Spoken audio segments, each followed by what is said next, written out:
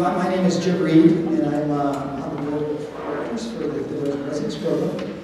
And I'm going to guide you through the evening tonight. So the first order of business is to introduce this topic, and then we'll introduce Mac, and then we'll give him a lesson. Okay, so most of you who looked at the brochure probably, the history and development of meditative practices is the title of this evening's presentation. And practice of intentional, non-judgmental awareness of moment-to-moment experience has been practiced since ancient times in both the Eastern world and in the Western world. In contrast to our culture, which has a lot of emphasis on multitasking, mindfulness is a state of mind that has the ability to pay attention in a particular way, on purpose, in the present moment. Wisdom traditions throughout history for thousands of years actually have recommended the practice of mindfulness in its various forms in the different traditions. So,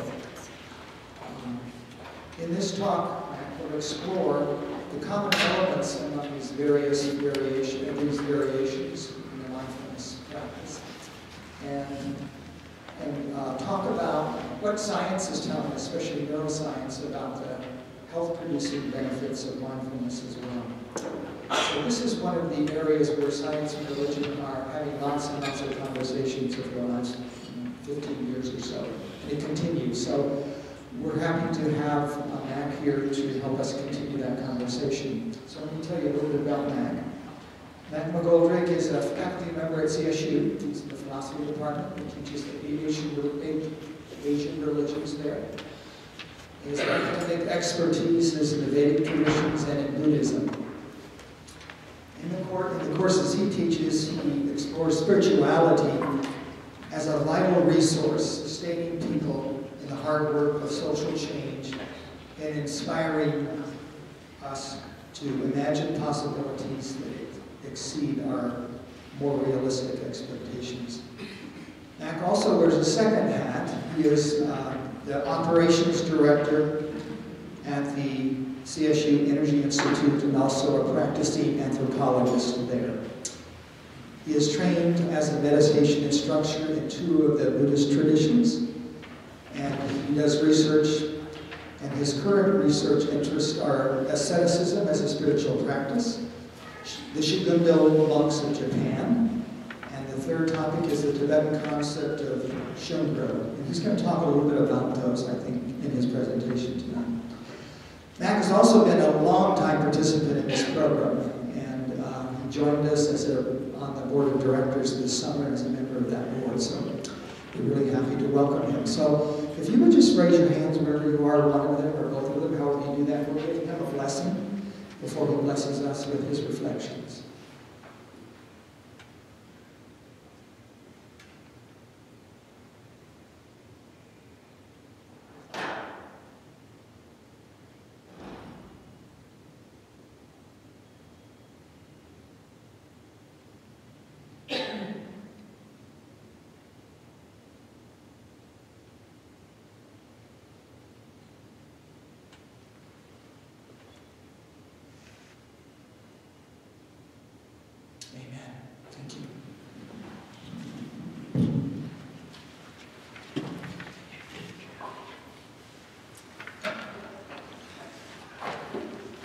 Thanks for coming, everybody.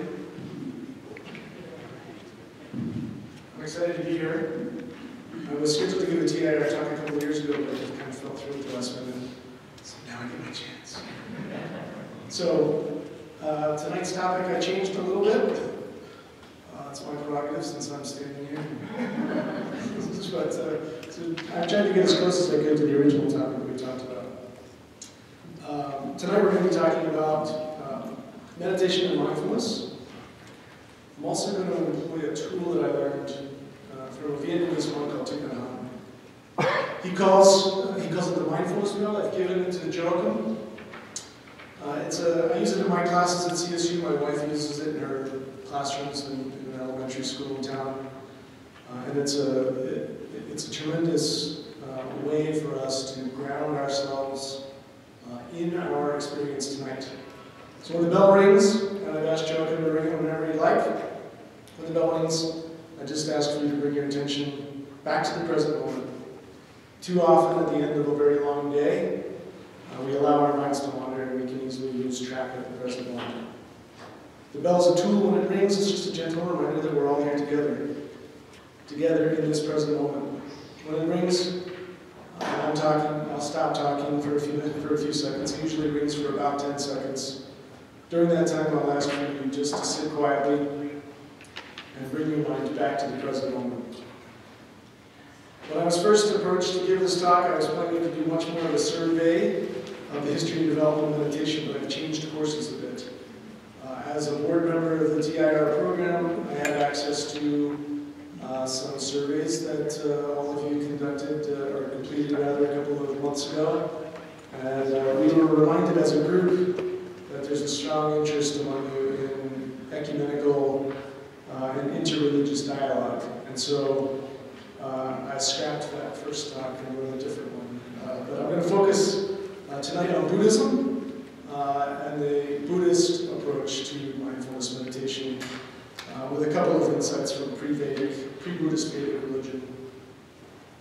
I'm going to speak a little bit about the work that the scientific community is contributing to the spread of mindfulness and meditation.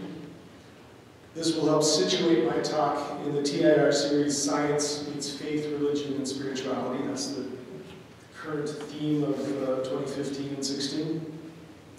We can see that a great many disciplines are studying mindfulness and a great many programs are espousing the benefits.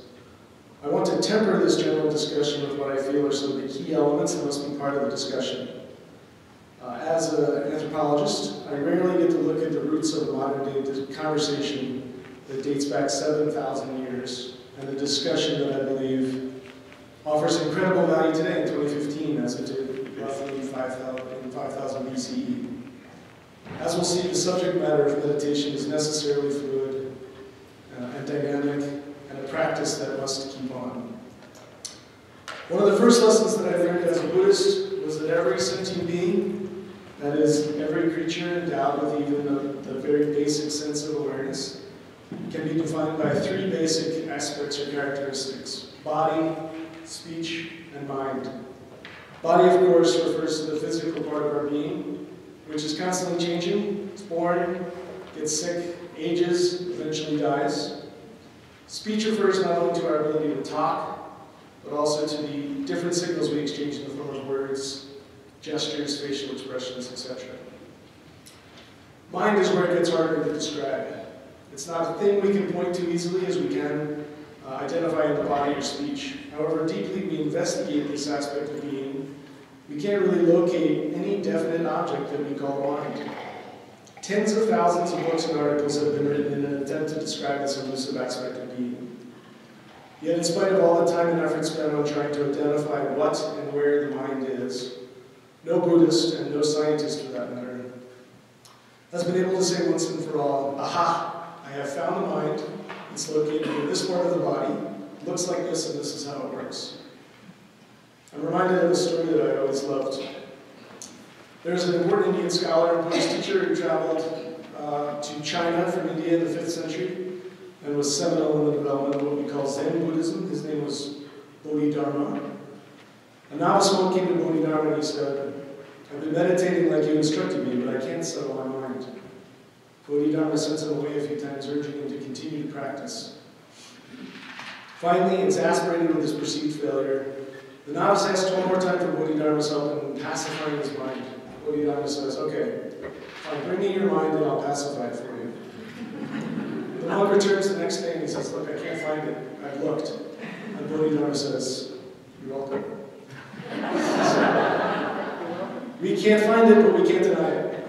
At best, thousands of years of investigation have been able to determine that the mind has no specific location, shape, form, color, or any other tangible quality that we can ascribe to the other basic aspects of being, such as the location of the heart and lungs, the principles of circulation, and the areas that control essential functions like regulation of metabolism.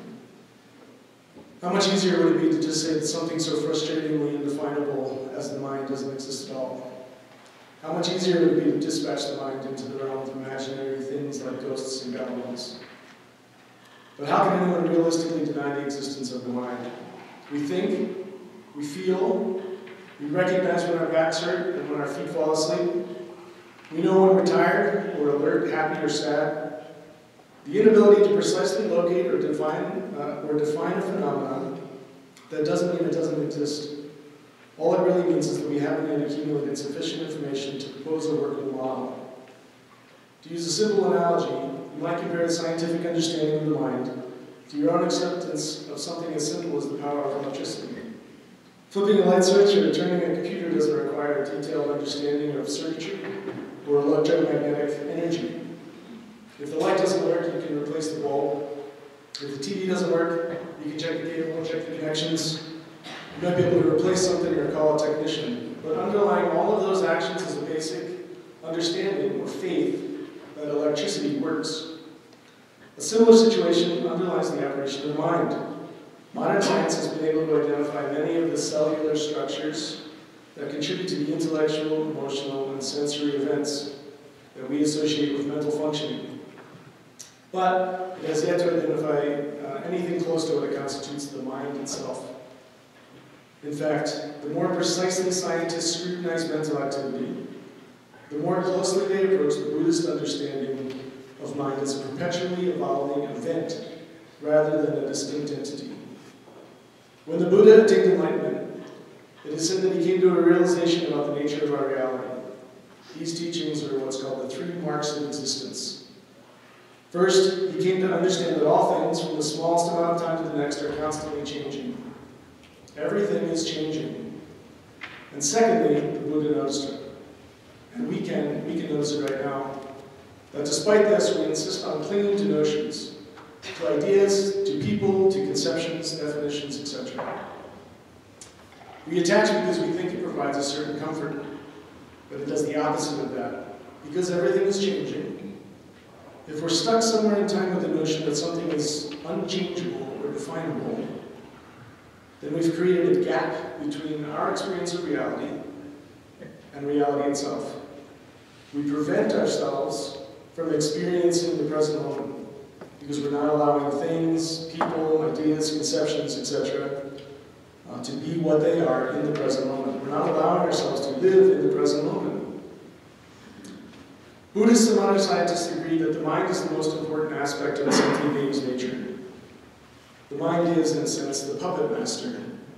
The body and various forms of communication that constitute speech are merely the puppets. Let's think about the human race for a start. We've called ourselves something that helps us understand meditation. Homo sapiens, which is Latin for wise person. That means that we're a species that knows, and knows that it knows. In meditation terms, we try to be aware, and aware that we're aware. We need to cultivate that attention, and then cultivate the ability to pay attention to paying attention. We focus on something, then when our mind wanders, we develop the ability to catch ourselves and refocus. That's what meditation is. First-person disciplined mental training and mindfulness methods can help us understand how our sense of self is constructed, how attention functions, how attention is trainable, how there are different kinds of awareness also trainable, how you can learn to differentiate in your own experience between the self you are that you have right now as an embodied being physically in the room with us, and the sense of self you have when your mind wanders into the past or into the future. In the Smritashvatara Upanishad, which is an ancient Indian text from early Vedic literature, it says, this is from 5000 BCE roughly, it says, we are caught up in what's happening and unable to bring focus. Therefore, in a clean and level spot, free from pebbles, fire, and gravel, delightful by its sounds and its waters, favorable to concentrated thought, not offensive to the eye, and in a hidden retreat, protected from the wind, which was an important one today, one should practice meditation. Those words are as applicable today as they were then. It was 5000 BCE, 7,000 years ago, and people were having the same problems that we're having now. When we practice meditation, we're trying to access a truth that has been transforming lives since these words were first spoken in North India thousands of years ago. We are trying to regain our natural dignity. We all have intertwined senses of self, and from moment to moment they mix together in our experience. Mindfulness training can help you see things in a first-person way, from moment to moment. This sense of self is necessarily fluid and changing. All things, remember, are constantly changing. But in the midst of this change, we can just be. Even though we can't see it, the mind is always present and active. It's the source of our own ability to recognize the difference between a building and a tree, between rain and snow, between a clear sky and a cloud-filled one. But because having a mind is such a basic condition of our experience, most of us take it for granted. We don't bother to ask ourselves, what is it that thinks, I want to eat, I want to go, I want to sit?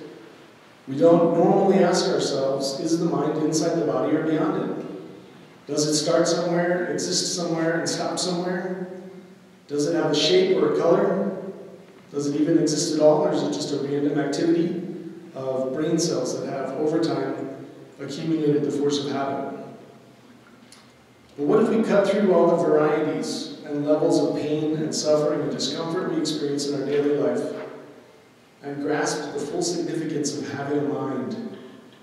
We have to make some attempt to look at the mind and distinguish its main features. Perceptual psychologist J.J. Gibson says, we need to ask not what is in the brain, but what the brain is in. Our consciousness is embodied and interacts with the world around us in countless ways. Meditation is a tool that helps us to situate ourselves in this world. And there is a certain urgency to this. We can, and we have proved this time and time and time again, cause fundamental destruction to each other and the world around us.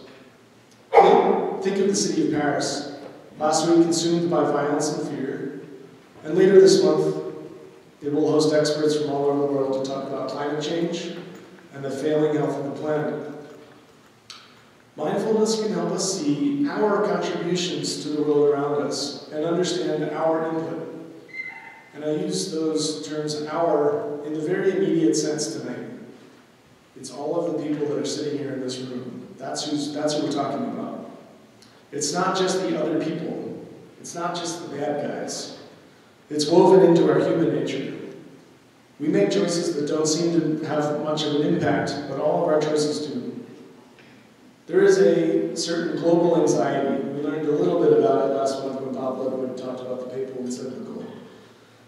The Vedas, again an ancient text from India, originally an oral tradition from 5,000 to 7,000 years ago. The Vedas speak of a pervasive anxiety and uncertainty, and a certain disconnection between the way we perceive reality and the way reality really is. Well, guess what? We still have that problem 5,000 years later. And perhaps now it's a bigger problem because of the immediacy and scale of the problems.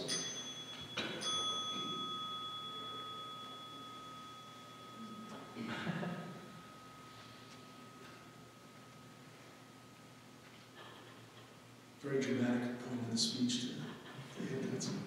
But there is something else woven into our human nature that is much more profound, informative, and healing. And maybe that's why we're all here tonight. That process is actually very simple. Mindfulness is a well-established and proven method to bring awareness, healing, joy, and contentment to the world. In the Upanishads, it is said that we are Satchitananda, Sanskrit for we are eternal, conscious, and blissful. The Bhagavad Gita, a sacred text in Hinduism, illustrates this gap illustrates a gap in our true nature. The Sanskrit word is purusha, it means undifferentiated, pure consciousness, and our material existence, prakriti. When we begin to see ourselves as only the material, only the things of our world, we lose sight of the true pure nature. Mindfulness helps us to recognize that the labels we put on each other and ourselves, Democrat or Republican, Swedish, Buddhist, Catholic, Lutheran, etc., these are not who we really are. But these labels and our attachment to them seemingly make meditation difficult at first because we're so used to looking at the world out there, a world that seems to be so full of interesting objects and experiences. We look at them through the lens of our particular worldview. But when we look at our mind, we struggle at first. It's like trying to see the back of your head without the aid of a mirror.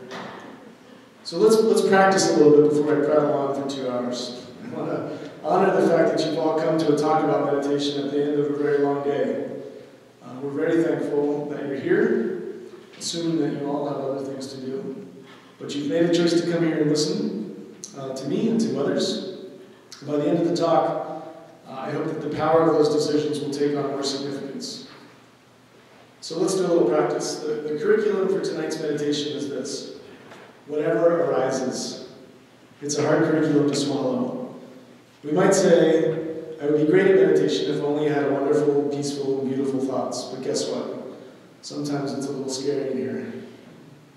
I'd be living a better life right now if only things were different. Well, we can make things different.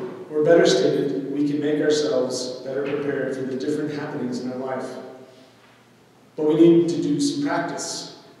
I was trained in meditation in a Zen monastery in Japan, where I lived and studied. It was very austere, very old school. In that tradition, teachers speak of a term, shikantaza. It just means shut up and sit down.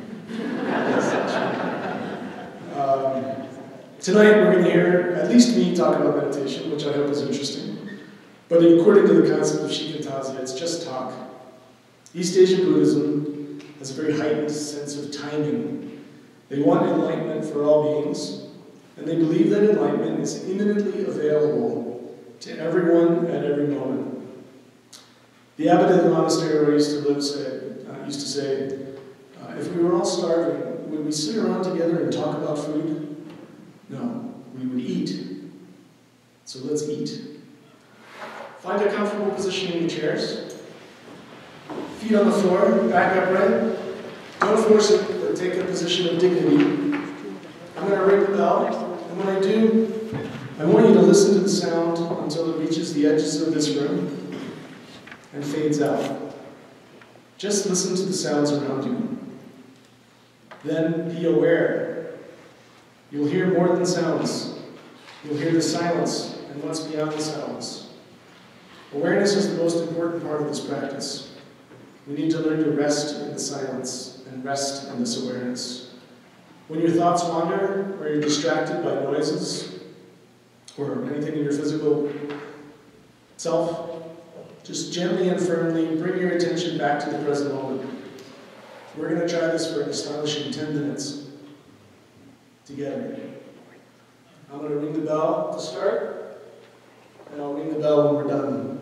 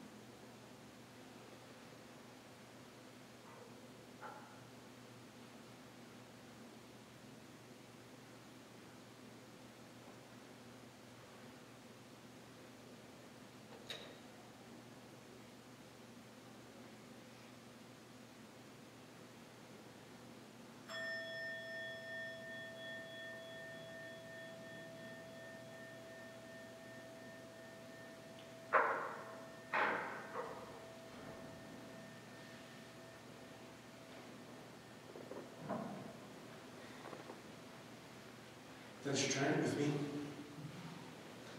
At the end of the talk, Jim is going to facilitate some small group discussions and question and answer. So we can talk about what we just experienced then. I bet some of the Lutherans that we're walking through thought a group of people doing nothing. But we were doing the opposite of nothing. We were doing what I think is one of the most important exercises that any of us can do. So thanks for doing it with me.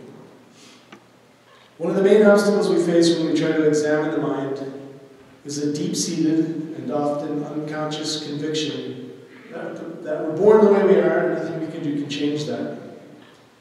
I experienced this same sense of pessimistic utility during my childhood. I was a very anxious kid. I have dyslexia, and so the idea of standing in front of a group of people and reading a speech would have been crippling. But we can change how we function in the world. I'm now fairly conversant and can read Japanese and Sanskrit and Tibetan, and so you can overcome these things. So I experienced that when I was a kid, and I've seen it reflected again and again in my work with people all around the world. Without even consciously thinking about it, we can't alter our minds. Our mind blocks ourselves. We block every attempt to try. Neuroscience, until a few decades ago, agreed with this with our limited notion. Science used to think that once you became an adult, your brain was fully formed inside. They now have learned that you can continue to develop throughout life. And again, consistent with the Buddha's notion of a fluid and ever-changing existence. Last year, I was with His Holiness, the Dalai Lama, at a conference in Boston, and he announced to a room filled with 300 plus of the brightest scientists and physicians in the world that he was very excited that science was finally catching up with the teachings of the Buddha 2,500 years later. So he was joking, of course, but I reminded him that there's actually tremendous insight in the joke. And so why meditation and not some other form of contemplative practice?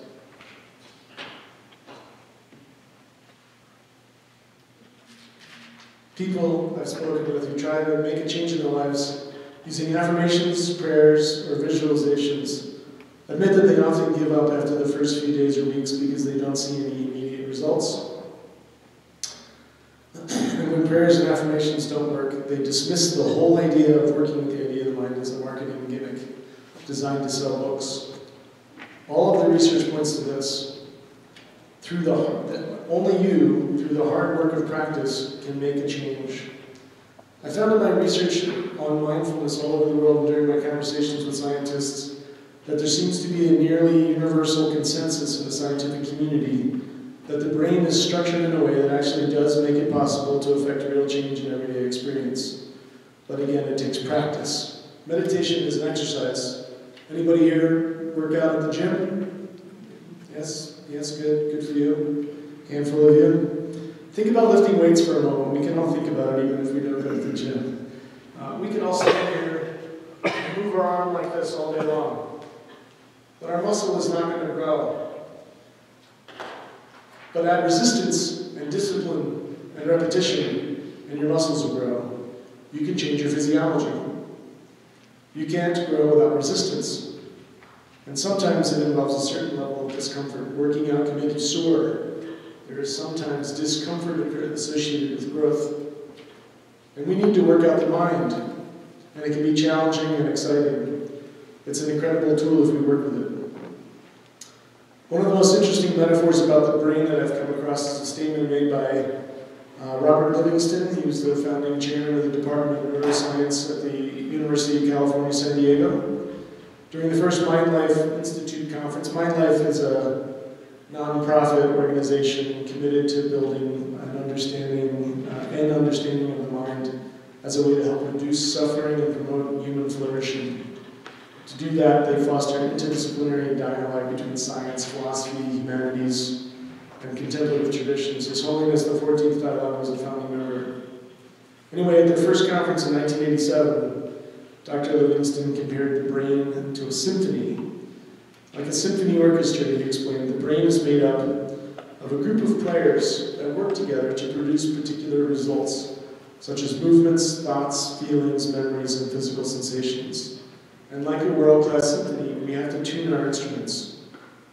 Briefly, I'll speak about the neuroscience that I've learned as an academic interested in this work, but also as a guinea pig. I'll tell you about that in a few minutes. In very basic people terms, most brain activity seems to be a very special class of cells called neurons. Neurons are very social cells. They love to gossip.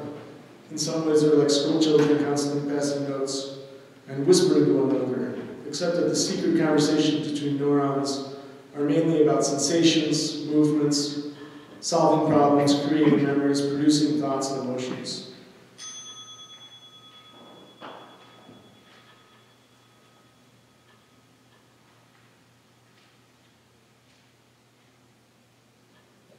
These cells look a lot like trees, made up of a trunk called an axon, and the branches reaching out to send and receive messages to and from other branches and other nerve cells that run through the muscles and skin tissue, vital organs, sense organs. They pass the message to one another across tiny gaps between the closest branches. These gaps are called synapses. The actual messages that flow across these gaps are carried in the form of chemical molecules called neurotransmitters, which create electrical signals that can be measured by an electroencephalograph, EEG.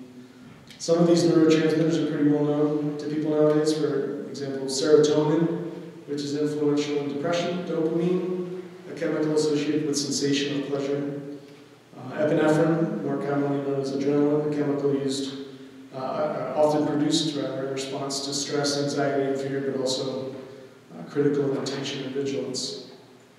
Recognizing the activity of neurons wouldn't be very important in terms of suffering or happiness, except for a couple of important details. When neurons connect, they form a bond that's very much like old friendships. They get into the habits of passing the same sorts of messages back and forth like old friends might, and tend to reinforce each other's judgments about people, events, and experiences. This bonding is a biological basis for what many of us call mental habits, kind of knee-jerk reactions we have to certain people, places, and things. The good news emerging from neuroscience in the last 15 years is that we all have a capacity to replace old neural patterns and connections with new ones. It's called neuroplasticity, and Howard Nornis is going to give a talk to the TIR group in February, and he's a neuroscientist, so I'm going to stop talking about neuroscience before I get in trouble. I'm going to focus on meditation, but I throw a little science in there for good measure. There's a Tibetan term to speak about the mind. It's Litsurungwa. It can be roughly translated as pliability. Okay, but both Litsurungwa and neuroplasticity point to the same things. Repeated experience can change the way the brain works. This is the why behind how of Buddhist teachings that deal with eliminating mental habits conducive to happiness of self and other. These mental habits are sometimes spoken about in terms of an Indian religious concept called samsara, which in Sanskrit literally means wheel or circle. Specifically, samsara refers to the wheel or circle of unhappiness, a habit of running around in circles, chasing after the same experiences again and again, each time expecting a different result. If you've ever watched a dog or a cat chase its own tail, you've seen the essence of samsara. Even though it might be funny to watch the animal chase its tail, it's not so funny when your own mind does the same thing. The opposite of samsara is nirvana, a term that is most often misunderstood. It's a Sanskrit word, roughly translating as extinguishing or blowing out, as in blowing out the flame of a candle. Nirvana is often interpreted as a state of total bliss or happiness, arising from the extinguishing or blowing out of the ego or the idea of the self. This interpretation is accurate to a certain extent, except it doesn't take into account that most of us live as embodied beings, going about our lives in relatively real-world, moral, ethical, legal, and physical distinctions.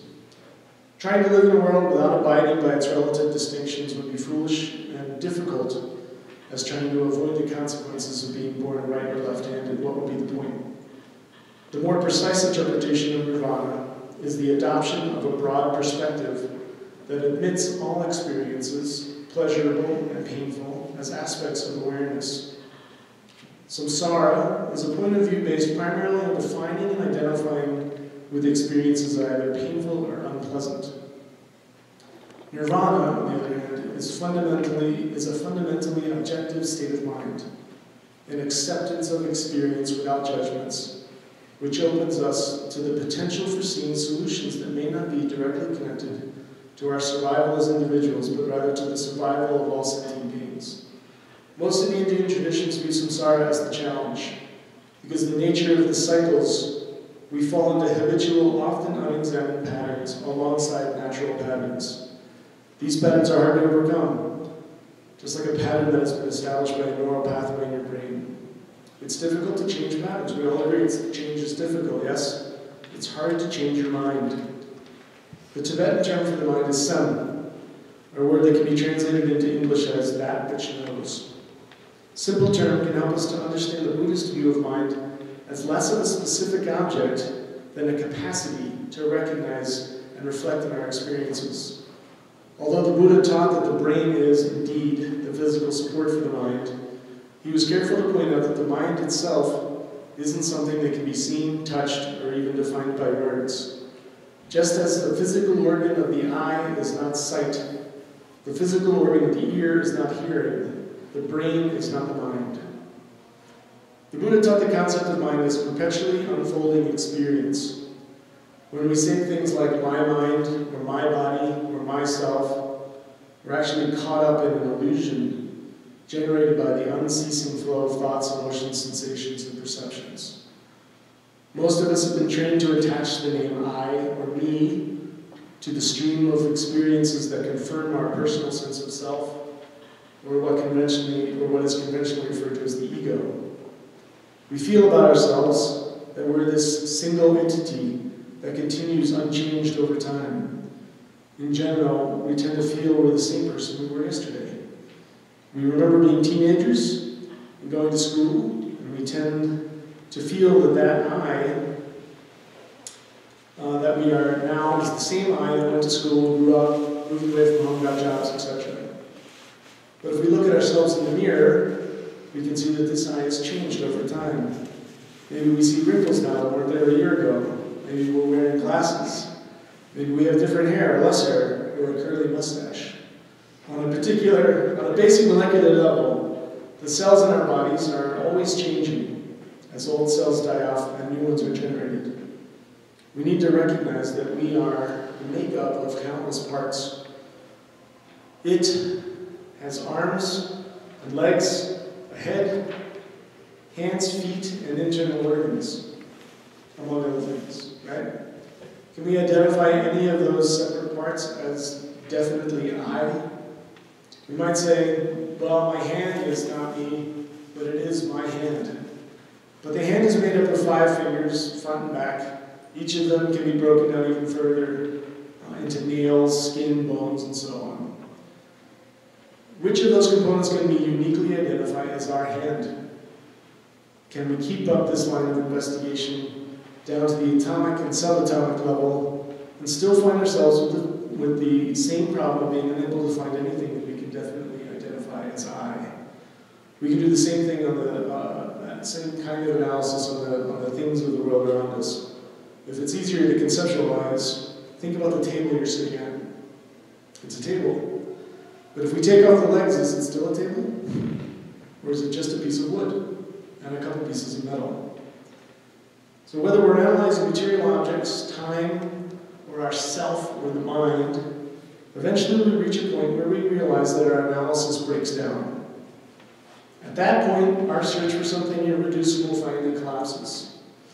In that moment, when we give up looking for something absolute, we gain our first taste of emptiness, the infinite, indefinable essence of reality as it is, the interconnection and interdependence of all things.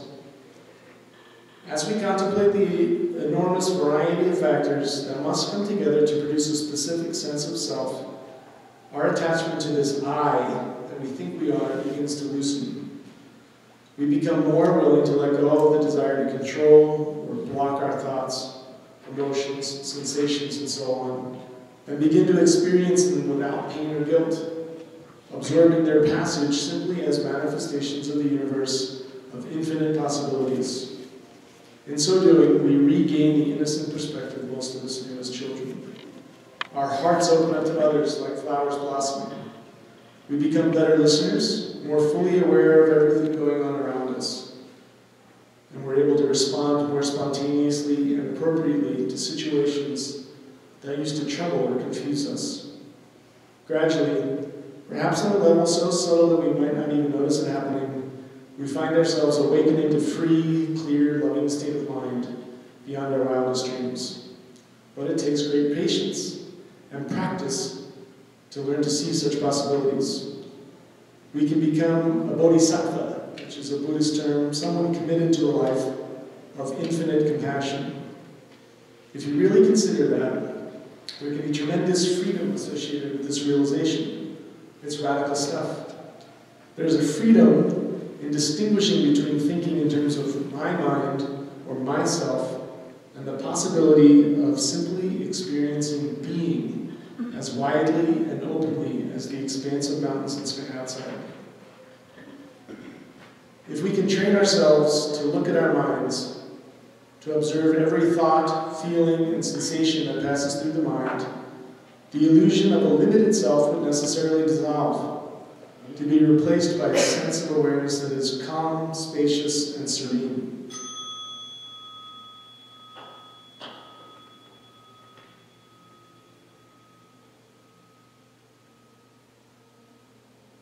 That bell works for elementary school students too, so my wife loves her bell. Everybody quiets down when the bell rings. Science has shown us that because experience changes the neuronal structure of the brain, when we observe the mind in this way, we can change the cellular gossip that perpetuates our experience of the self. An important Buddhist teacher, the title is the third Karmapa, he wrote, "Looking again and again at the mind which cannot be looked at, the meaning can be vividly seen just as it is." The key, the how of Buddhist practice, lies in learning to simply rest in bare awareness of thoughts, feelings, and perceptions as they occur. In the Buddhist tradition, this gentle awareness is known as mindfulness, which in turn is simply resting in the mind's natural clarity. If we recognize patterns of habitual thoughts, perceptions, and sensations, rather than just being carried away by them, their power over us begins to fade. Their coming and going will be nothing more than the natural function of mind, in the same way that waves naturally ripple across the surface of a lake or an ocean. And based on my experience, we can change our fundamental nature and use meditation to generate compassionate action. I was a part of a study, kind of one of the groundbreaking studies in the neuroscience of meditation. And it proved to me that we can change our minds. So I'll tell you about the study.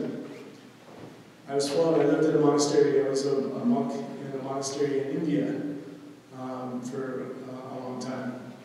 And all of the monks in the monastery were flown from India to Wisconsin, to the University of Wisconsin in Madison, where we were to be subjects of a study that looked at the neurochemical response of meditation on the human brain.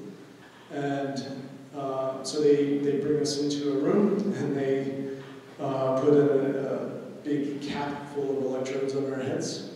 And they screw us into a functional MRI. Has anybody ever had that MRI? Yes, a magnetic resonance imaging. Takes pictures. A functional magnetic resonance imager takes essentially movies. And so they put us into this fMRI tube. And they kind of talk to us through this headphone. And they give us instructions. So we were the meditators. We had to have had we had to be experienced meditators, 20 plus years of very serious committed meditation practice, 10,000 plus hours of meditation at least, and most of the monks that participated had far more than that. So I was on the short side, but I did all right. They put us in this tube and asked us to meditate while this test was going on. And inside the tube, they would have they had a screen, and on the screen, they would cycle through pictures. Okay? And they would look at how our brain responds to these pictures while we're in a meditative state. Most of the pictures were quite lovely. So beautiful, scenery, cute little animals, babies, beautiful sunsets, etc. Beautiful, wonderful pictures.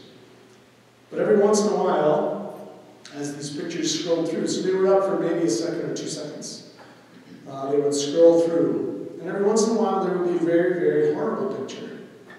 So there would be a picture of a decapitated body, or a car crash, or a dead body, or a dead animal, blood, all kinds of horrible, horrible imagery. And they would cycle through, and then we'd just go back to beautiful sunsets and waterfalls and babies and flowers and stuff. And then what they did was look at how our brain responds in the flash that these pictures were kind of flying through. And so what they found was, and they had non-meditators do the same study. And what they found was that the non-meditators, when the horrible imagery popped into the screen, something in the back of your brain called the amygdala, which is kind of your natural, innate response in those situations that create your flight or fight response, kind of, let's say, lights up. It doesn't really light up, but it lit up in this study. What do you think they found when they looked at the brain response of the meditators? Pardon me? Huh? The prefrontal cortex lit up, okay, which is your compassion center. And it was a thoughtful response without having the time to have a thoughtful response. So through meditation, these monks were able to literally change their innate, natural response, and instead respond out of compassion and care and loving kindness. And it wasn't that they decided to do that. It became their instinctual response. They had changed the way that their mind functioned. And so it was a wonderful learning lesson to see how we can, meditation is not just sitting there doing nothing. We're literally changing how our brain is wired, and we can respond to the world differently.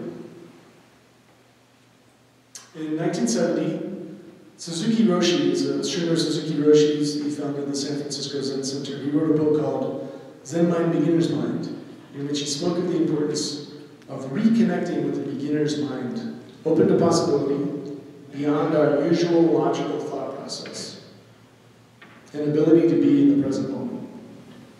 I have a teacher, a Buddhist teacher, who, whenever we meditate, he looks at his watch and says, "We'll start, well, it's now, so we'll start now, and when we're done in 20 minutes, it'll still be now." It's always now. It's always fresh. That's why meditation, so we did it for 10 minutes today, and I know that at least some of you have very seasoned meditation practices. I recognize familiar faces out there. But it's always fresh, because it's always the present moment. Whether or not you bring 25 years of meditation experience to it, you've never been here before. You've never been in the present moment before. It's always necessarily fresh. In meditation, we can learn to look at what's going on in our minds, and we begin to change what's going on in our minds. So let's just do another quick practice. We'll do 1 minute this time. I want you to try to taste this freedom that I talked about. Simply sit up straight, breathe normally, allow yourself to become aware of your breath coming in and out. As you relax into simply being aware of your inhalation and exhalation, you'll notice that the thoughts are racing through your head. Some of them are easy to let go, just let go. Others may lead you down a long avenue of related thoughts. When you find yourself chasing after a thought, simply and gently, but firmly, bring yourself back to the present moment. Focus on your breath. We'll just do it for 1 minute.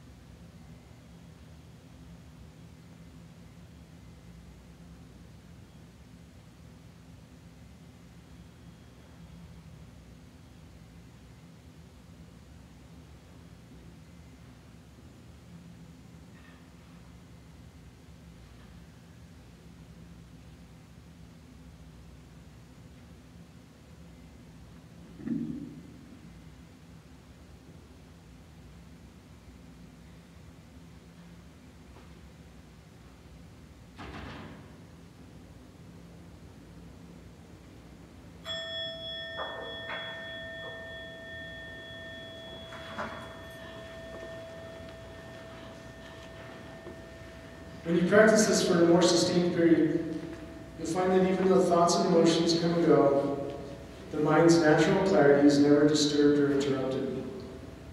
Becoming mindful is a gradual process of establishing new neural connections and inhibiting the gossip of old ones.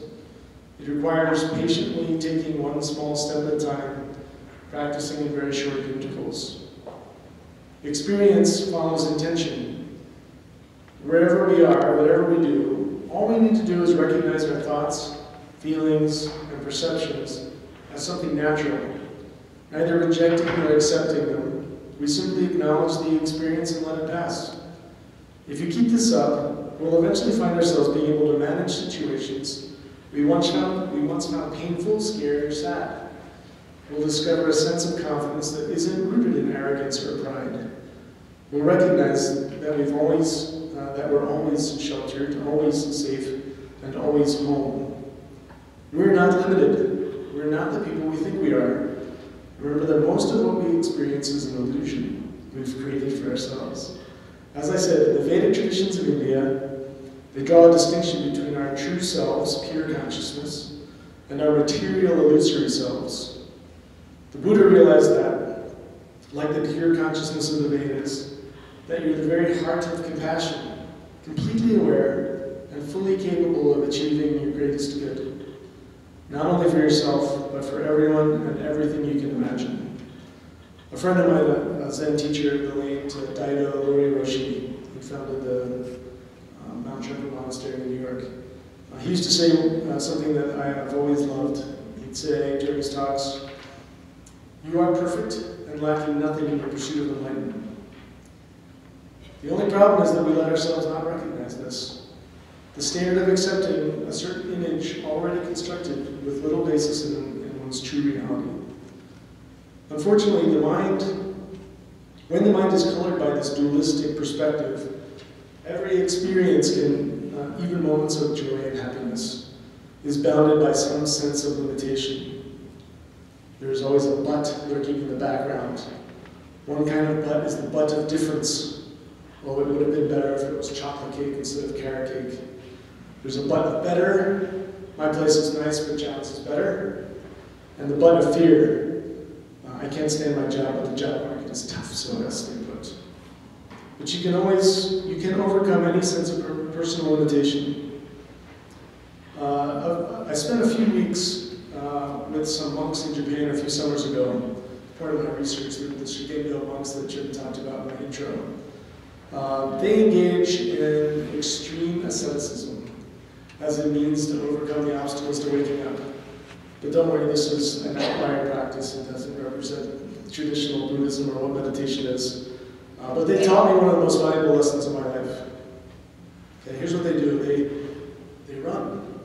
At 1 a.m., they wake up in the freezing, unheated mountain monastery in Japan, drink some cold broth and eat a few rice balls and pickled vegetables, and they strap on these ancient rope shoes, and they run 18.8 miles every day, with an occasional 36-mile day thrown in for good measure. Takes them about 7 or 8 hours every day. Then they spend the day working, kind of maintaining the monastery, taking care of each other, reading and studying. They study the root text. The root text is called the Lotus Sutra, which is one of the most important books in Buddhist books in East Asian Buddhism. And they interact with the world largely in silence. And then after about 5 hours or so of sleep, they wake up and do it again. Some of them for hundreds of days in a row, up to 1,000 days over 3 years.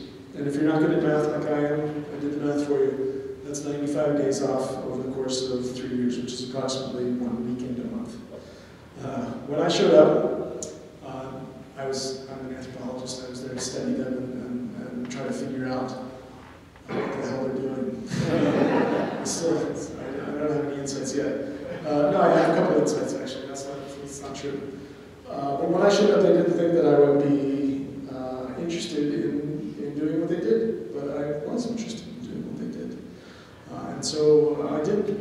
I practiced with them. I wasn't interested after the first day. My blisters had blisters, and my shins were shredded. And so I was struggling. But the abbot expected that I would struggle, so he came to see me. And he reminded me that there was nothing real that was stopping me from starting the next day. If I quit, he said, it wouldn't be a decision rooted in the circumstances of the present moment. It would be a memory of something unpleasant in the past, or a fear of something that might happen in the future. All of that doesn't exist. All we have is the present moment. Only in the present moment can we find the conditions of our life that allow us to be. And we can learn to make decisions in that present moment. So I kept going. And I did 5 days on, then I did 1 day off, then I did a 36-mile day, and 7 more 18-mile days. When we can simply be, we can change our minds. And when we change our minds, we can do extraordinary things. These monks, their other name is Yamabushi, which translates as crazy mountain men. So, of course, I had to go see them. I'm interested in crazy people. I study religion, which is the study of crazy people. Religion is fascinating. These monks taught me that the fundamental nature of the mind is so vast that it completely transcends intellectual understanding. It can't be described in words or reduced to tiny concepts. For an academic like me who likes words and feels very comfortable with conceptual explanations, this was a problem. In Sanskrit, the fundamental nature of the mind is called Tathagata. It's a good Sanskrit word for you. Which is has a bit of a subtle meaning. Literally, it means the nature of those who have gone that way. Or in other words, people that have gained enlightenment. Tathagata. The Buddha is sometimes referred to as the Tathagata, the one who has crossed over. They are the people that have completely surpassed ordinary limitations that can be described in words. The other, less literal translation is Buddha nature, or what I prefer is ordinary mind. Again, not a lot of help in understanding the concept. But that's the way the Buddha would have liked it. To really understand Tathagata, you have to experience it directly, which for most of us occurs initially in forms of quick, spontaneous glimpses, and that emerges during meditation. For most of us, our natural mind, our Buddha nature, is obscured by the limited self-image created by our habitual patterns, which in themselves are simply a reflection of the unlimited capacity of our mind to create any conditions it chooses. Natural mind is capable of producing anything, even ignorance of its own nature. In other words, not recognizing natural mind is simply an example of the mind's unlimited capacity to create whatever it wants. Whenever we feel fear, sadness, jealousy, desire, or another emotion that contributes to our sense of vulnerability or weakness, we should give ourselves a nice pat on the back. We've just experienced the unlimited nature of the mind. Although the true nature of the mind can't be described directly, that doesn't mean we shouldn't at least try to develop some theoretical understanding about it. Even a limited understanding is at least a signpost, pointing the way to a direct experience. The patterns of your mind that keeps you from seeing your mind in its fullness doesn't really change the fundamental nature of the mind itself. I could say, I'm not able, or I'm ugly, etc. It's just a temporary, unreal thing that is obscuring the brilliant qualities of your inherent perfection. Remember, you're perfect and lacking nothing in your pursuit of perfection. Realization of your pure nature is self-illuminating. As such, only you can unlock these secrets. What does self-illuminating means? Like a candle, which is both a source of illumination and illumination itself. Realizing your true nature helps you uncover clarity, which is part of the mind from the beginning of natural awareness. Sometimes the Buddha compared the natural mind to space. Not necessarily space as understood by modern science, but rather kind of in the poetic sense of a profound experience of openness one feels when looking at a cloudless sky. Like space, natural mind isn't dependent on prior causes and conditions. It simply is. immeasurable and beyond characterization, the essential background through which we move and relative to which we recognize distinctions between the objects we perceive. This natural mind is beyond description, and that's why the Buddha prescribed meditation as the primary means to access it. It is said that the Buddha taught 84,000 methods to help people at various levels of understanding to recognize the powers of the mind. I have a couple of advanced degrees in religious studies in Buddhism, but thankfully I didn't have to memorize or study all of them. But the essence of the Buddha's teachings, here I'll reduce the essence of the Buddha's teachings to one single point. The mind is the source of all experience, and by changing the direction of the mind, we can change the quality of everything we experience. When you transform your mind, everything you experience is transformed. The Tibetan word for meditation is gom, which means to become familiar with. And Buddhist meditation practice is really about becoming familiar with the nature of your own mind, a bit like getting to know a friend on a deeper and deeper level. Also, like getting to know a friend, discovering the nature of your mind is a gradual process. But in the case of meditation, you're trying to understand yourself. Psychologists often refer to this sort of transformation as cognitive structuring. Through applying intention as well as attention to an experience, a person is able to shift the meaning of an experience from a painful or intolerable context to one that is tolerable or pleasant. Over time, cognitive restructuring establishes new neural pathways in the brain, particularly in the limbic region, which is where most sensations of pain and pleasure are recognized and processed. In a text called the Uttara Tantra Shastra, which is, again, an ancient text, there's a parable of an old man who lives in a rickety old shack. What he doesn't know is that his shack is made of precious jewels. But the treasure doesn't beckon him to look for it. It's just there. And he doesn't understand the value. Because he doesn't know the treasure, he lives like a pauper, suffering from hunger and thirst and cold. Once his friend showed him the truth, however, he was able to sell one of the gems for a lot of money. And he kind of became quite wealthy. He bought a new house, took the gems with him, and began to live a life not governed by hunger and thirst and cold. As long as we don't realize our true nature, we suffer. When we recognize our nature, we become free from suffering. Whether you recognize it or not, though, its qualities remain unchanged. When you begin to recognize it in yourself, you change, and the quality of your life changes as well. Things you never dreamed possible begin to happen.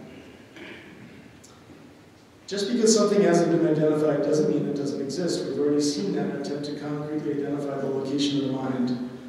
While there's ample evidence of mental activity, no scientist has been able to confirm the existence of the mind itself. Likewise, no scientist has been able to precisely define the nature and properties of space at its most fundamental level.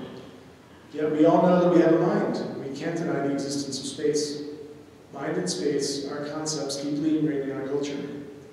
We are familiar with these ideas. They feel normal, and to some degree, quite ordinary. Notions such as the natural mind don't enjoy the same degree of familiarity, however. Consequently, many people approach them with a certain amount of skepticism. I'm sure there are skeptics in the room tonight. That's fine. It would be fair to say that by using the same process of inference and direct experience, we can gain at least some familiarity with this natural mind. The Buddha taught that the reality of natural mind can be demonstrated by a certain sign, obvious to everyone, posed in the form of a question and an answer. The question is, or was, in general, what is one area of concern shared by all people? When I ask this question in classes or in talks, people give a number of different answers. Some people answer that the main concern is staying alive, being happy, avoiding suffering, or being loved. Others include peace, progress, eating, breathing, not changing anything, improving living circumstances. Still other responses include being in harmony with self and other, or understanding the meaning of life. Of course, a lot of people are just looking to take care of number one. Every answer is absolutely correct. They just represent different aspects of the ultimate reply. The basic concerns shared by all being is the desire to be happy and avoid suffering. Although each of us may have a different strategy, in the end, we're all working for the same result. A few summers ago, I was sitting on the porch of a hermitage at the monastery in Snowmass, and I watched a colony of ants for a while. That's what anthropologists do in monasteries. They're running around all the time. What are they doing? They're gathering food, building or expanding their, ants have nests. They're building their nests, disappearing into the little tunnels. Why do they go to so much trouble? To find some kind of happiness and avoid suffering. That's what I decided. Buddha said that the desire to achieve lasting happiness and to avoid unhappiness is the one unmistakable sign of the presence of our natural mind. There are, in fact, many other indicators. Listing them would require another talk. So why did the Buddha assign such importance to this one particular sign? Because the true nature of all living creatures is already completely free from suffering and endowed with perfect happiness. In seeking happiness and avoiding unhappiness, regardless of how we go about it, we're just re-expressing the essence of who we are. No matter how absorbing daily life might be, no matter how great it may feel temporarily to fall in love, receive praise, get the perfect job, the yearning for a state of complete, uninterrupted happiness pulls at us. In a sense, the Buddha said, we're homesick for our true nature. According to the Buddha, the basic nature of the mind can be directly experienced simply by allowing the mind to rest as it is, and we accomplish this in meditation. We can learn to watch what is happening without interfering. We can become merely interested observers of the kind of introspective experiment with no investment in how the experiment turns out. Remember, to repeat the definition earlier, mindfulness is the non-judgmental awareness of the present moment. Simply resting in this way is the most basic form of meditation. The only difference between meditation and the ordinary, everyday process of thinking, feeling, and sensation is the application of a simple, bare awareness that occurs when you allow your mind to rest as it is, without chasing after thoughts or becoming distracted by feelings or sensations. It took me a long time to figure out how easy meditation really is, mainly because it seems so completely ordinary, so close to my everyday habits and perception, that I rarely stop to acknowledge it. Like many of the people I now meet teaching and giving talks all over the world, I thought that natural mind had to be something else, something different from or better than what I was already experiencing. Like most people, I brought so much judgment to my experience. I believed that thoughts of anger, anxiety, fear, and so on came and went throughout the day were bad and counterproductive, or at least inconsistent with natural peace. The teachings of the Buddha and the lessons inherent in this exercise of kind of a non-meditation, resting in basic awareness, is that we allow ourselves to relax, take a mental step back. We can begin to recognize that all these different thoughts are simply coming and going with the context of our limited mind, which, like space, remains fundamentally unperturbed by whatever occurs within it. Once you learn to open yourself, you realize your natural peace. The Buddha taught that compassion begins to fill this space. The Buddhist understanding of compassion is in some ways a bit different than the ordinary sense of the word. For Buddhists, compassion doesn't simply mean feeling sorry for other people. There's a Tibetan term, it's Ningye, implies an utterly direct expansion of the heart. Probably the closest English translation to Ningye is love, but a type of love without attachment or any expectation of getting anything in return. Compassion in Tibetan terms is a spontaneous feeling of connection with all living things. When you feel what you feel, I feel. What I feel, you feel. There is no difference between us. So when a practitioner takes a public vow, this bodhisattva vow, being committed to infinite compassion, to attain enlightenment for the sake of all sentient beings, instead of being daunted and depressed by the sheer scale of the promise, ending the suffering of all sentient beings. That's 7.23 billion people, plus innumerable other sentient beings. It's empowering and exciting because it brings together everyone in a common pursuit. A bodhisattva doesn't have to do it alone. A prayer offered by the bodhisattva is the mantra of the four immeasurables, and I'll close my talk with this prayer. May all sentient beings have happiness and the causes of happiness. May all sentient beings be free from suffering and the causes of suffering. So we're going to do a 5-minute break. Jim's going to lead us then in a little prayer or meditation. We'll have small group discussions, and then Q&A for me, or yourselves, whatever you like. Thanks for listening, everyone.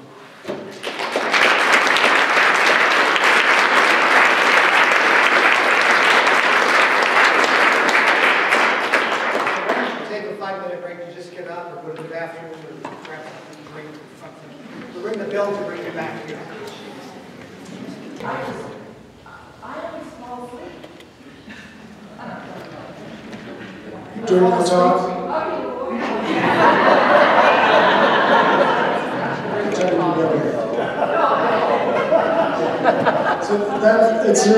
you're a human being. You always fall asleep.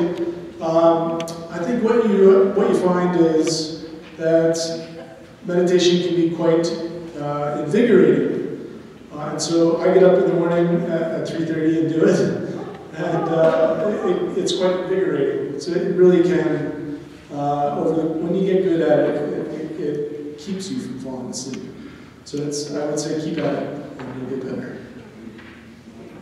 So relaxing. It is relaxing, but abiding in that open awareness can be exciting. So I'm wondering if you could say something about why perhaps the practice has not been more widespread. What is it that might limit humans? Because it seems like it's a powerful and a blissful experience. So what? I know you've already said we have everything we need to get to Purdue, but what do you think is limiting? So what is limiting us? I think our human nature is limiting us. We have, it's very easy, our lives are really crafted from the instant we're born to be individual, unique, labeled beings. Right? We get smacked in the butt and given a name right away. And it differentiates us from other people, and we begin to fall into these patterns and habits. And so when we begin to realize those patterns and habits and consequences of that, it's quite a hurdle to get over to begin the practice. I always tell my classes that it's very hard to get into this practice. So here's an example I use in class. It's if I decide tomorrow that based on my TIR talk that I can't communicate well in English anymore, and instead I'm going to communicate all I want to communicate in Chinese. So tomorrow night, I'm going to lay down in bed. I'm going to be very, very sad because I don't know Chinese. And so I can't communicate any of the things that I want to communicate tomorrow. But if that's something that I'm truly committed to doing, I can learn Chinese. I can find a Chinese teacher, go to Chinese classes at the university, move to Shanghai or Beijing or someplace, and however long it takes, it's a tremendous personal investment. However long it takes, eventually I'll be able to communicate in Chinese. Similarly, if I decide tomorrow I would really love to just be compassionate and kind and caring in every circumstance of my day. By the time I go to bed tomorrow night, I might look back at my day and think, I should have been more compassionate there, I should have had a different response here, I should have had a different response there. But similarly, like learning Chinese, I can find a teacher that teaches me how to learn how to meditate, it teaches me how to meditate, it teaches me about compassion. And I can practice, just like I can practice speaking Chinese. I can practice compassion and meditation and kindness.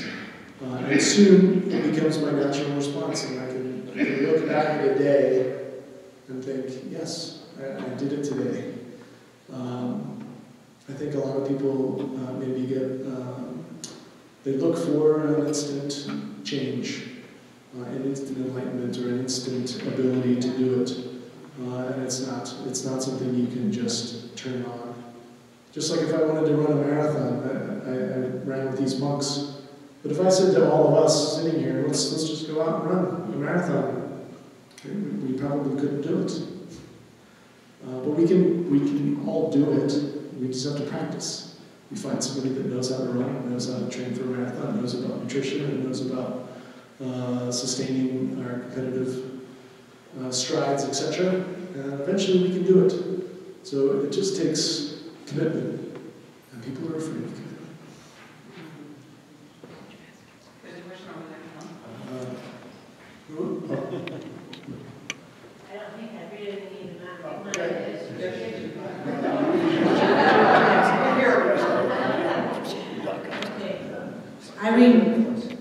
I remember one time I was asked to take the job of religious education teacher at John 23rd. Jim Reed was the director at that time.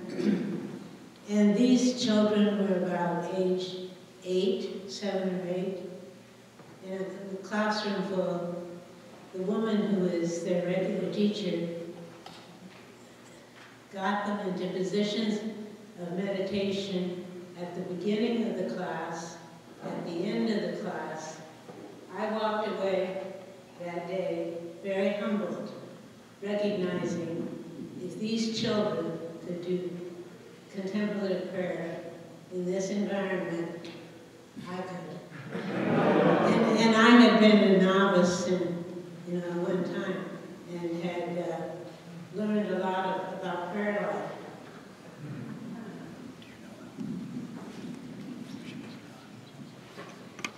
Say a little bit about Kristen Grace, what she's going to do.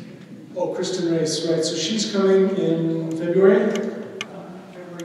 February 23rd. She is a mindfulness teacher. And so she's going to come to a TIR talk, and I don't know what exactly she's going to talk about. I think she's going to talk about mindfulness and maybe do a little bit more hands-on, engaged practice. I talked a little bit more about the theory. We did a little practice. She'll probably talk about much more practical applications for busy people in Fort Collins and how this practice can impact your lives. And with children, too, I think she has. Oh, and children. She's done work with the school district. Oh, that's very good. Yeah, there's a community, a very kind of growing community of mindfulness practitioners in Fort Collins. There's a gentleman called Rich Shannon who has made it his goal in retirement to make Fort Collins a mindful city. And so he's working on introducing mindfulness at the municipal level, city government, utility, and housing, urban authority type organizations. But then also in Poudre School District, they're having a hard time. Poudre School District leadership is resistant to the idea of introducing mindfulness in Poudre schools, but they're getting soft. As Rich is an insistent, committed practitioner. So. I'm going to comment on that. This isn't my question, but I have 4 teenagers who are in the Poudre School Valley. So I'm all for mindfulness before it's too late. So anyway, my question is this. In terms of practical applications of what you're talking about and on a sort of global political scale, I don't know if you read the New York Times, but yesterday's front page was a study of reactivity towards the Paris bombings. on every front, including governors in the United States, putting force laws to block Syrians and that kind of thing. So let's imagine if you were a minister, right, in the French government. What advice would you give to the president of France right now? Because it seems like the level of reactivity, just like after 9/11, is going to make things worse and worse and worse.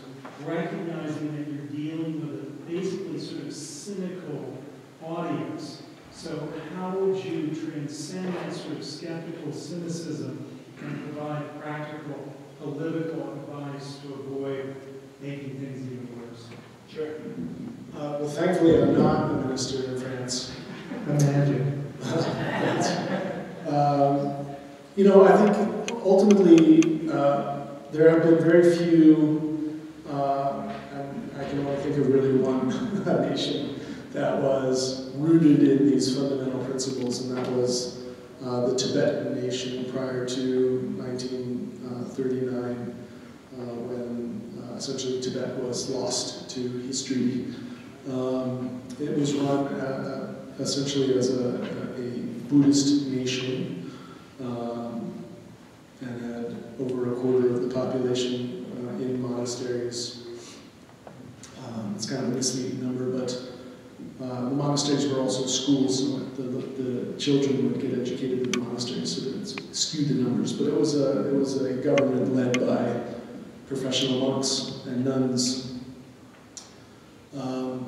Our governments obviously are not run by professional religious or monks or nuns. And we live in a world that can be at times frightening. And you're right, our kind of normal response is perhaps reactive, and like you said, it causes a great deal of harm. It happens on our individual personal levels, and it happens at the national and international levels. I guess my advice might be that we try to make decisions, political decisions, based on the facts at hand and in the present moment. When it comes to terrorism, when it comes to religious terrorism, we have a tendency to think we know what the other side thinks, and we don't. We don't know what that is.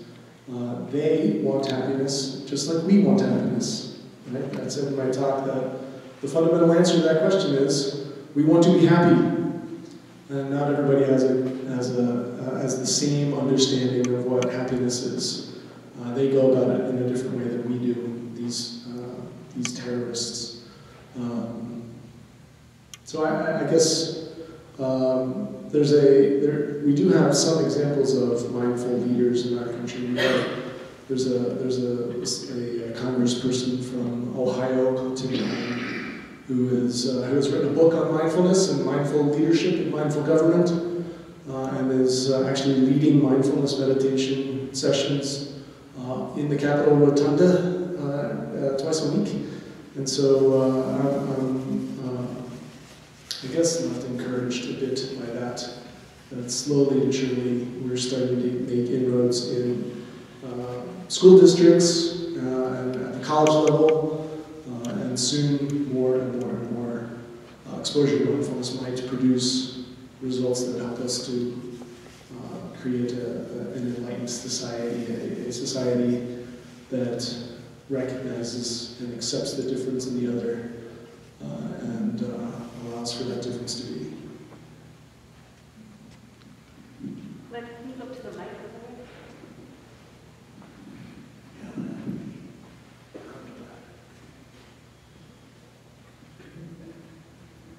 I was once a teacher, and since that was many years ago, but I always kept looking for better ways to help educate kids.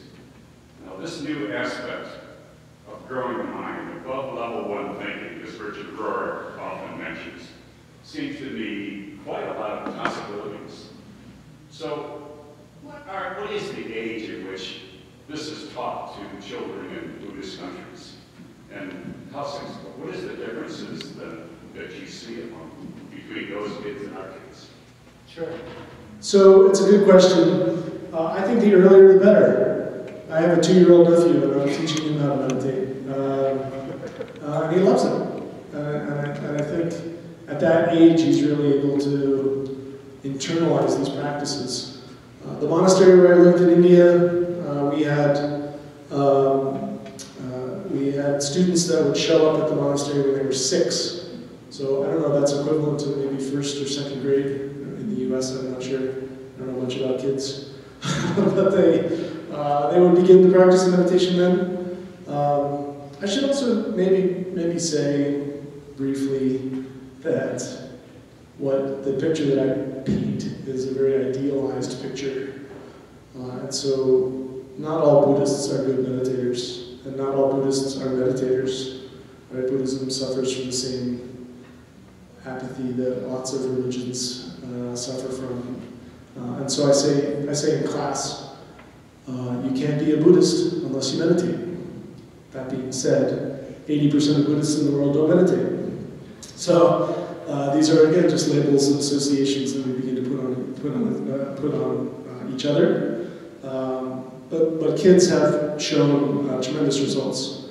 So here's just some kind of the neuroscience of it. So I've been doing it for 25 years, 4 hours a day. But that's not the model. The model, neuroscience has shown that as little as 10 minutes a day for 8 weeks, you begin to see these patterns, these changes in your brain patterns. So it's 10 minutes a day. We all have 10 minutes a day. And certainly kids can start their day with 10 minutes of meditation, and it really sets them on the course for, I think, success in the schools. But we have to do it anyway. I don't know if I want to go into it, but the challenge, if this was a talk, I give talks all the time about mindfulness. Okay? And this is the Theologian in Residence program, so I talked about religion. And I talked about Buddhism and enlightenment and all kinds of big, scary religious words because I knew the audience. But in lots and lots of talks about mindfulness, I wouldn't dare say anything about Buddha or Buddhism or Vedic religion or Hinduism or any of these religions because they're foreign and scary. And mindfulness, there's a national interest in mindfulness as a secular practice. Which I'm on the fence about. It certainly has its values and can be contributive to society in lots of ways, but I think traditionally it lacks the depth that the religious component brings to the practice. And so I think in secular world, like a school district or a government office, we need to learn to temper the message and somehow communicate the message without scaring people away with religion.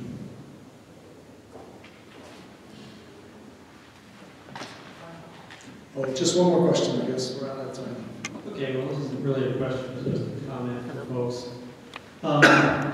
Everybody here is probably familiar with a flat pond that is a mirror reflection of the environment around you.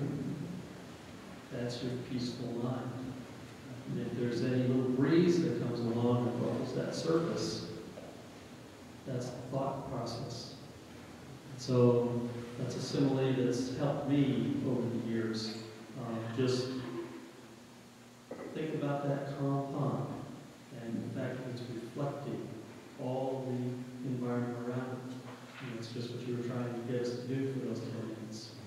And then your spots intrude. It's that little wave pattern, the wind ruffles it. It's an intrusion. So just think about the calm pond. Thanks.